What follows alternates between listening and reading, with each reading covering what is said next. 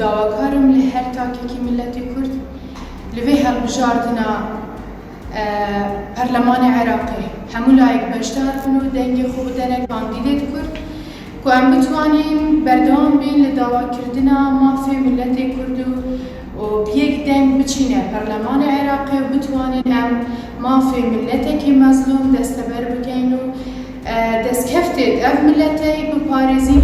من وەکو هاوڵاتیەک بەشدار دەبم لە هەڵبژاردننی پێشوەختەی پەرلەمانی عێراق بۆ ئەوەی کە بتوانین ماف و شایستەدارایەکانی هاوڵاتیانی هەرێمی کوردستان و هەرێمی کوردستان لە بەغدا وەربگرین. هاوڵاتیانی عزیز، هیوادارم هەمووتان بستنە سەر سندوقەکانی دەنگدان و دەنگ بدەن بۆ بەدەستهێنانی ماف و شایستەدارایەکانی خۆتان و هەرێمی کوردستان و گەلی کوردستان. هەڵبژاردن هاوڵاتیان هەم مافە هەم ئەرکە.